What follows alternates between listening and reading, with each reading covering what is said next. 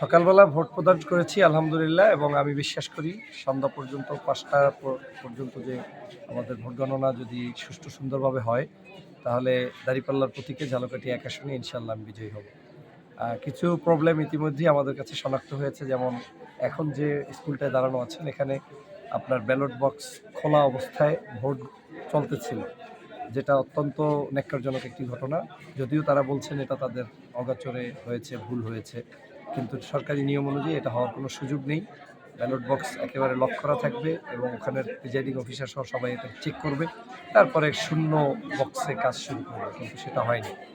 এছাড়া পালট সহ আপনার এই যে বড়ইয়া ইউনিয়নের ম্যাক্সিমাম সেন্টারগুলোতে আপনার প্রতিপক্ষ প্রার্থী, ধানের শীষের প্রার্থী, তাদের পক্ষ থেকে গতকাল রাতে বিভিন্ন বাসাবাড়িতে গিয়ে হুমকি ধামকি দেওয়া হয়েছে এবং এজেন্টদেরকে মানে যাতে আমাদের এজেন্ট বসতে না পারে সে কারণে তাদের পরিবারকে ব্যবহার করা হয়েছে। যেমন সন্তান এজেন্ট হিসেবে থাকতে চায়, বাবা গিয়ে ওখান থেকে হাত পাও ধরে সন্তানকে নিয়ে আসতে বাধ্য হচ্ছে, কারণ বাবাকে পর্যন্ত পুশ করছে, যেটা ন্যাক্কারজনক। পৃথিবীর ইতিহাসে এত নির্লজ্জতা আমি কোথাও দেখিনি। ভোট দিবে মানুষ, এজেন্ট থাকবে আমার দলের আর এক দলের। আমি তো প্রত্যেকটা সেন্টারে ঢুকে ঢুকে অন্য দলের এজেন্টদেরকে দেখতেছি, কলাকলি করতেছি, কথা বলতেছি, নাইসলি অ্যাপ্রোচ করতেছি।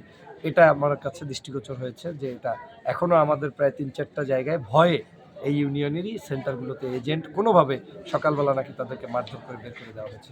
তবে প্রশাসনের প্রতি আমি কৃতজ্ঞতা জানাই, যখনই যেই জায়গায় আমি সাহায্য চাচ্ছি তারা সেটা করছে। বিশেষ করে আর্মি, তারা ইনস্ট্যান্ট যাচ্ছে। সেনাবাহিনীর প্রতি আমার আগেও বিশ্বাস ছিল, সে কারণে আমি সবসময় তাদের পক্ষে। দেশপ্রেমিক এই বাহিনীটা আমি বিশ্বাস করি তারা যদি শেষ পর্যন্ত লেগে থাকে সত্যের বিজয় হবে, এবং তারা সেটা করছে।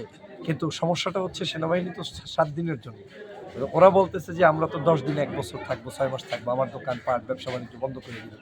এই ভয়ের ভীতির জায়গাটা সরকার এখনো শূন্য কোটায় নিয়ে আসতে পারে নাই, যেটা বড়ইয়া ইউনিয়নে এসে দেখলাম। আমার বিশ্বাস যে এটা যদি এরকম চলে তাহলে সেটার মধ্য দিয়ে যে সংস্কার, একটা নতুন বাংলাদেশ, সেটা সম্ভাবনা খুবই ক্ষীণ। তবে এর মধ্যেও আমরা আমাদের সর্বোচ্চ সততা, আন্তরিকতা এবং জনগণের স্বতঃস্ফূর্ত অংশগ্রহণ কামনা করি। ভোটের আরেকটা টার্ন হচ্ছে দুপুরের দিকে, কিন্তু ভোট কারচুপি বেশি হয়। একটা নাগাদ আমি বিশ্বাস করি ওই টাইমটাতেও যদি সবাই সজাগ থাকেন, এই তারা